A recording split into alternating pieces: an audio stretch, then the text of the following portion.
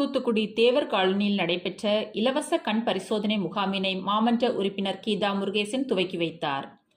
NLC Tamil Nadu power limited, ABC Mahalakshmi மகளிர் கல்லூரி மற்றும் அரவிந்த் கண் மருத்துவமனை சார்பில் இலவச கண் பரிசோதனை முகாம் தூத்துக்குடி தேவர் காலனியில் உள்ள மாநகராட்சி நடுநிலைப் பள்ளியில் நடைபெற்றது. முகாமில் NLC Tamil Nadu power limited CEO அனந்தராமானுஜம் தலைமை வகித்தார். ABC மகாலட்சுமி மகளிர் கல்லூரி முதல்வர் சுப்புலட்சுமி முன்னிலை வகித்தார்.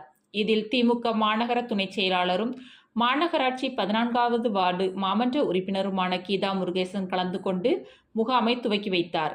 முகாமில் கண்புரை சிகிச்சை பெற வருபவர்களுக்கு NLC தமிழ்நாடு பவர் லிமிடெட்டின் சார்பில் இலவசமாக அறுவை சிகிச்சை செய்ய ஏற்பாடு செய்யப்பட்டது. மேலும் உள்விழி லென்ஸ் அறுவை சிகிச்சை, தங்கும் வசதி, உணவு, போக்குவரத்து உள்ளிட்ட அனைத்து சேவைகளும் இலவசமாக வழங்கப்பட்டன. அதேபோல் கிட்டப்பார்வை, தூரப்பார்வை, வெள்ளெழுத்து உள்ளிட்ட பார்வை குறைபாடு உள்ளவர்களுக்கு பரிசோதனை செய்து கண்ணாடி மற்றும் மருந்துகள் கண் மருத்துவர் பரிந்துரையின் அடிப்படையில் முகாமில் உடனடியாக வழங்கப்பட்டது.